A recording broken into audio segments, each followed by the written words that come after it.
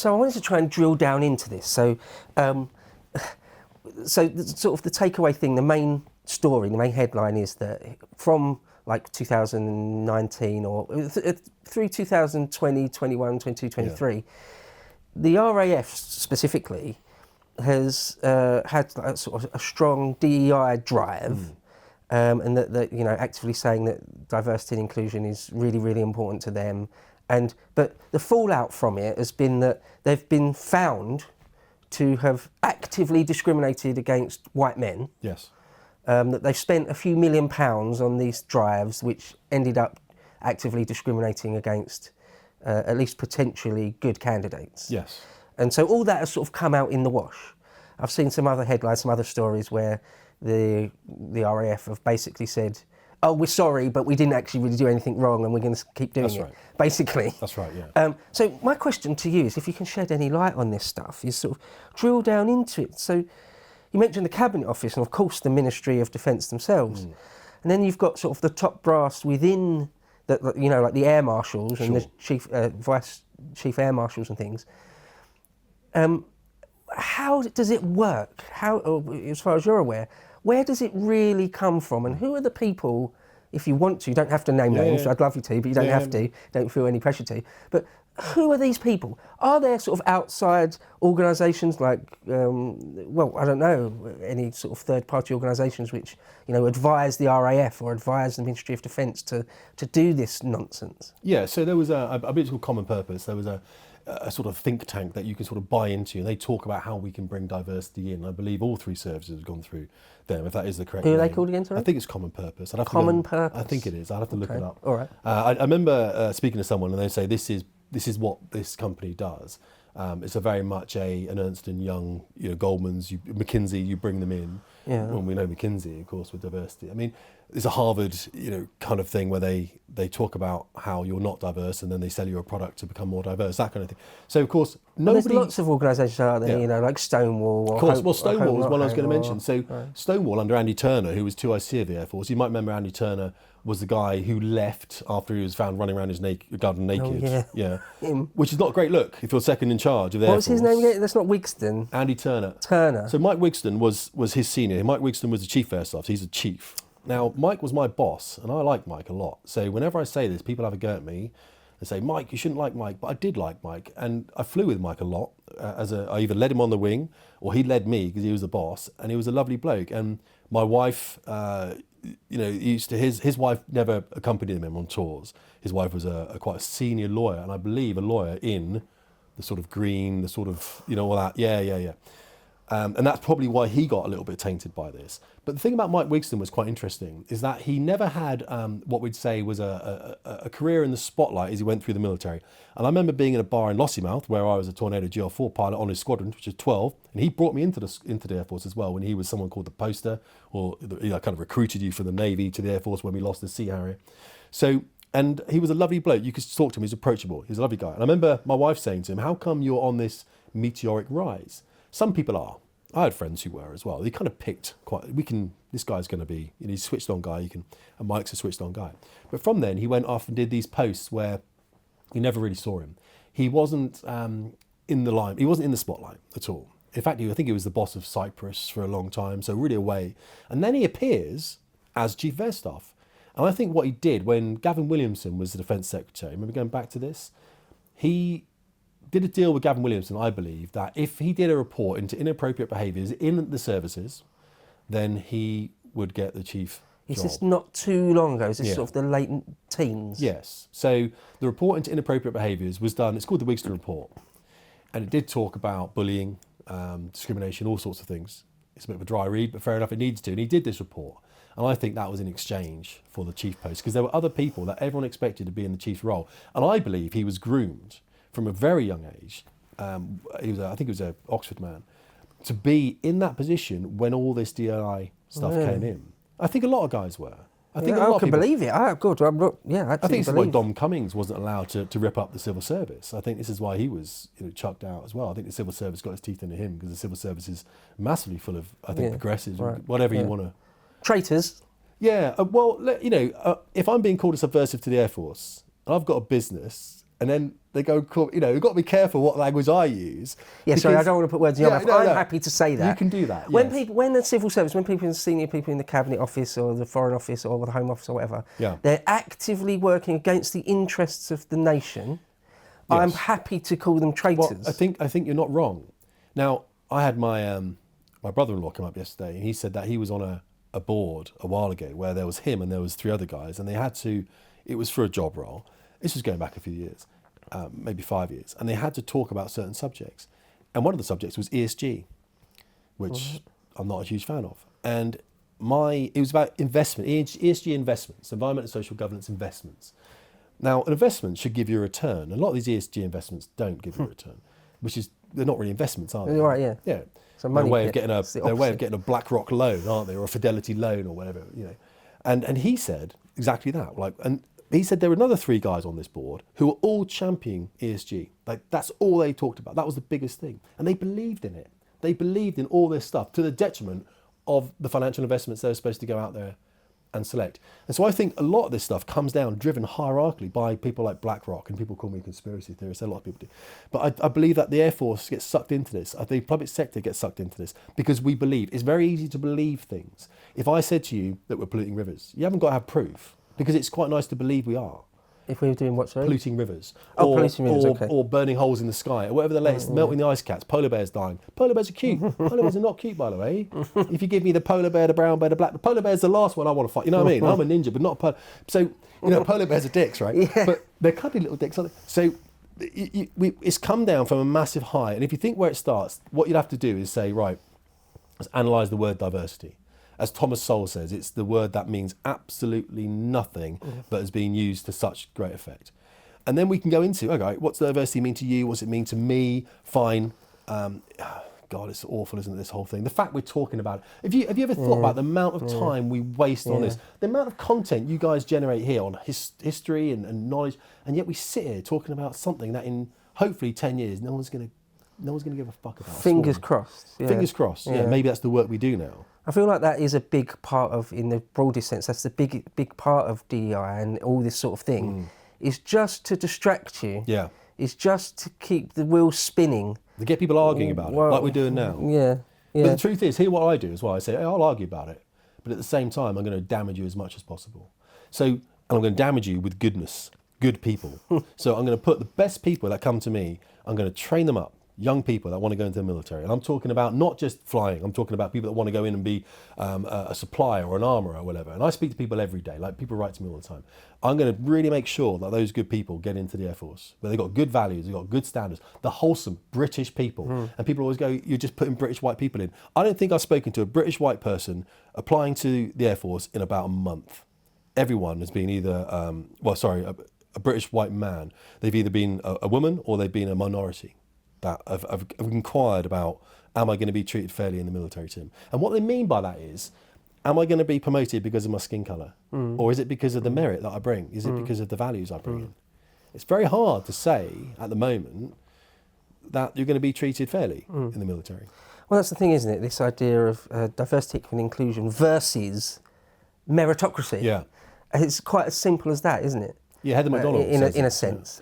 Yeah, so she says basically, Heather McDonald, if I remember correctly, what she was saying, if you expect diversity in any institution, then you cannot expect meritocracy. It cannot be a meritocracy, right. Because it can't be. Yeah. If you expect diversity, and it's the same thing. It's like, surely, because we can make it right. You've got to have a heart operation on Monday, and this is like life and death stuff, right?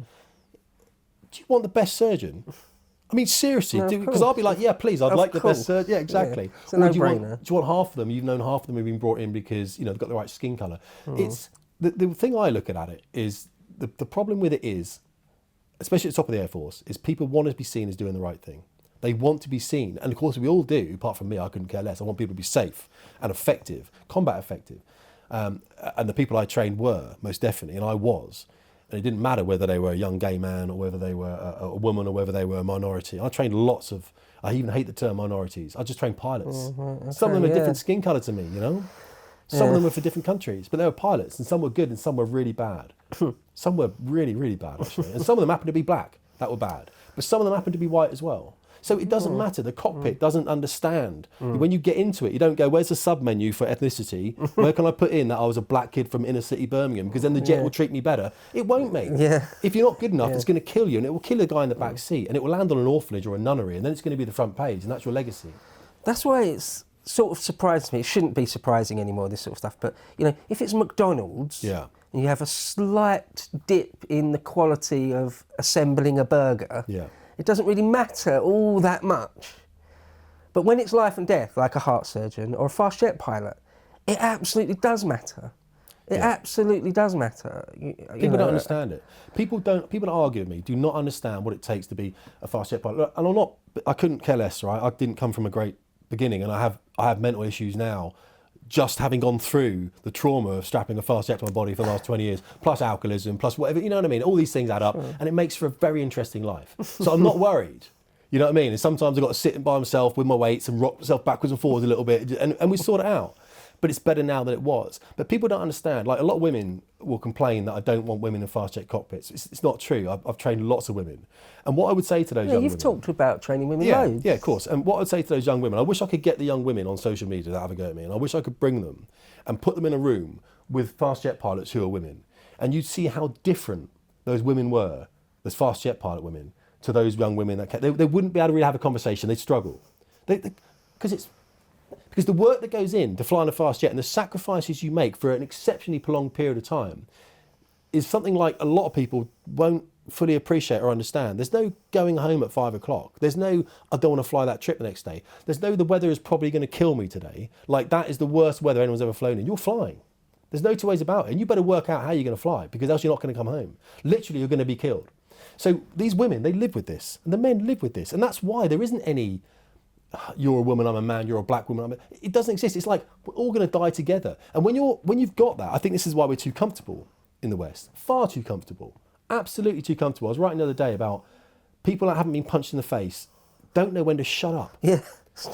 I mean, I've been punched in the face. Like, last fight I had it was with my brother. I fought with my brother against a massive dude in a pub in Henley-on-Thames. Were you at the regatta? Well, it wasn't actually. It was a Wednesday night. He was going to Canada to fly airplanes out there for the Canadians, and we met up somewhere so we could get our drink on. You know what I mean? Because we come from a drinking family, and we said, "Where's the one place we can, get on? That we're not going to get into a fight or anything. Like, just chill." And he was like, "Wednesday, Henley-on-Thames. Nothing happens there." Yeah. Apparently it does. Apparently Henley is quite a violent place, and we got in a massive fight. Because we're chatting shit, setting the bar alight, like legends, you know what I mean? Sambuca's in the eyeball and everything, and some bloke in the bar took offence to it. Some old boy, he was there on a date, fair play. I think my brother gave him some chat, but we've got in a massive ruck, and that's going back a decade now. But a lot of people haven't been in a fight, so a lot of people will say things to people, especially on social media, without consequence. And I just think it's a shame, because the only thing that's going to save this country is the individual forming into a community, the community then forming into a larger surrounding population that then going to drive that change throughout the rest of it. Because if we allow our leaders to do it, we're falling apart. I think you're absolutely right. People that have never been in a fight, people that have never lost anyone. There's some really dark, bad things about the world and about living in the world that if you've never experienced, you don't really know what you're doing or talking about in all sorts of ways. Now, for you, being a fast jet pilot, one of those elements has been taken to the extreme, i.e. putting your life on the line. I've very rarely, if I can even think ever, really done it. And most people go through their whole life not doing that, living right on the raggedy edge of you could die in the next few seconds if you don't do something very specific. Most people go through their lives never doing that. And as a fast jet pilot, you've spent hours and hours and hours and hours doing that sort of stuff. So for you, particularly, or any fast jet pilot, that's been dialed up massively. And I can only imagine that you come out at the other end of that with a different perspective to the vast majority of people. Well, all I'd say is that if you're going to, these things happen in military structures, they happen in the NHS as well. Don't fuck about with it, with diversity. Right. Just honour the fact that these things are exceptionally difficult and complex to do. And it's not just fast jet pilots, right? It'd be No, all sorts absolutely of jobs, not. like Of deep course. sea divers is extremely dangerous. I would say right? truck drivers for crying. I mean, anything. Right, You know, yeah, you've got to stay awake with, right. with a 20-ton truck behind you. I mean, come on. That will kill your family in a second. You know, let's not fuck around with this shit. I mean, it's serious. And the problem is the government does it because it wants to look good, or it wants to attract a minority into the UK, or wants to thinking it's going to be a net benefit to the country by bringing in a whole swathe of minorities. So that's something I wanted to see if I could just sort of try and drill down, because at least in my opinion, of course diversity isn't a strength. Of course it isn't. No. Homogeneity is a strength. Of course that's a complete lie and nonsense. So Yes. I can understand how perhaps some elected officials who are bought and paid for by WEF or whoever, okay, I can understand that they've got to the politician class. Sure. Okay, loads of people in both Labour and Lib Yeah, it Dems doesn't and matter who they are, Tories, Uniparty. they're compromised. Yeah. Okay, all right. Then, okay, unfortunately, but I can see how it can also happen with the institutions like the Home Office or the Ministry of Defence, that Sure. over a long period since the Blair years, a very deliberate attempt to subvert that, to make those individual peoples. Yes, But then it's truly sort of sickening and surprising that corruption, that sickness, that cancer spread into the RAF itself. Yeah, absolutely. That you've got someone like Wigston, because there was the Diversity and Inclusion Directive that was specifically his name is on top of that. Yes. So I just wonder if you've got any real insights into, you know, how an organisation like the RAF, which, you know, at its very core should be the standards and a complete rejection of anything which isn't sort of a pure meritocracy. Yeah. How that happened, you know, how relatively quickly, as you say, still in 2018, there was only the lightest touch of it, and now it's been subverted almost inside out. You know, what insights have you got into how or why that happened? Because sorry, one last thing to say before I let you speak. No, it's fine. You know, this idea that someone like Wigston, I don't want to keep picking him out, but all sorts of people, they want to virtue signal. They want to be seen to be virtuous and doing the right thing and being on message. That seems so perverse in something like the RAF. I mean, I use that word specifically, perverse. Why do they want to be on message? Yeah, how is it in their interest, other than just getting a promotion? But how is it permissible? How is it possible? How has it happened so quickly, effectively overnight? Well, you might want to place in the House of Lords, for example. I mean, Mike was a Sir anyway because it came with the job. So when Mike became Chief Air Staff, it came with a Sir. Do you automatically get a knighthood? Do you? He did, yeah. So yeah. So I think if you do things that the government want you to do, you're going to get these things. And I think with Mike, that was the thing. He was driving through. He never did any procurement. He never bought any equipment or anything that was necessary for the Air Force during his tenureship. The thing he pushed on was diversity. Remember, he was the guy that said, I want 40% women in the Royal Air Force and I want 20% minorities in the Royal Air Force by 2030. So he must have been handpicked. There's no doubt he was... I think it's very... Even if you speak to some very senior Air Force guys have written to me, and some very not senior... I mean, a lot of people write to me, okay, across all services. And I often get, like, Tim, you wouldn't recognise the service now. The service you're talking about is different, it's changed. And of course it's changed. Not like this, it does. Not at the rate it's changed. And a lot of senior Air Force guys will write to me and say, you know, yeah, he was not supposed to be in that role. We knew who was going to be in the role. Everyone knows who's going for the role, because you tend to know who the main... And he comes from the outside to be in that role. And this is why I think, because he wrote that paper, he was chosen. But also, he was malleable. You could drive that into him. For him to come up with those things himself, I want 40% women and 20% minorities by 2030, himself he came up with that. Now, there were other people in there. Maria Byford was head of HR. She's been alleged, I'll say alleged, well, I know, okay, let's just leave it at alleged then. I know people that were actually at the dinner when this happened, where she said the top table is male, pale and stale. Right, yeah. It's that kind of rubbish. As a white woman herself, sat there, how is she being penalised? But you're the subversive, not her. It's that kind of thing. And then Jo Lincoln was a friend of mine at university. I lived with Jo. She was in HR as well. She phoned me. I spoke to Jo. Jo lectured me for an hour. And I still like Jo. She's married to Paul Lincoln, who used to run Border Force, which is an interesting one, before someone else took over from him. So he was securing the borders of the UK. How well did that go? And Joe was bringing in a lot of minorities into the service under the illusion of diversity. I think it's all connected somewhere. I think we can see where the connections are, let's say, but let's allege it as well. So it's been a drive. Remember, Elizabeth Nicole was the woman who stood down in the end and lost her career over it when she said, I can't bring these, her job was to flood all the recruitment in with minorities. I've got no minorities. You've used them all up. The guy before her who got an ABE from it used them all up. So, and she said, this is immoral. We can't be doing this. We cannot be discriminating against anyone on entry. So they just shut her down. Just be quiet, basically, you're fired, you're done. Okay, so what you have to realise is no one is bigger, and I know this. David Hill is an author. Look his books up on Amazon. He's written books. A Citadel of Waste he's just written about the waste in the Ministry of Defence. He's written a lot of books about Mulligan Tyre, the Chinook incident, a lot of things like this. He's always the Ministry of Defence try and silence him. He was an engineer with British Aerospace. Very talented guy. An old boy now, but he writes very well. And they always try and silence him because the reputation of the organisation must come first. Now, I understand that. Having been in the Air Force, you're not bigger than the Air Force. You never will be. I get people... someone said to me the other day, he said, my boss was complaining that he doesn't think you should be the voice of the Air Force. He said that about me. And I'm like, I'm not. Yeah. But the Air Force voice is like this. Because the Air Force knows when it speaks, it doesn't... The Air Force should say, these are our values, these are our standards, and that is what we want. And if you do that, like I do that with my school, and I don't want to talk about my school, but I say, look, these are the values and standards. If you identify with these, come and join my school. Come and join my school, because we're going to have a great time. We'll teach you to fly airplanes in the virtual sky, virtual reality will be brilliant. If you don't, I don't want to hear from you. People write to me saying, Tim, I was going to join your school, but I saw some of your YouTube videos and you're a racist, homophobic, transphobic, bigot, blah, blah, blah, whatever the latest name is. That's fine. Don't join my school, good luck. mate. Bye-bye. And I'm glad it selected you out. Yeah. Because I don't want you in there. And my guys in the school are so... They challenge themselves literally all the time to be better, to understand the nuance in arguments as well. And sometimes someone will say something and you get challenged for it. You know what I mean? It's like, well, where's the evidence for that, dude?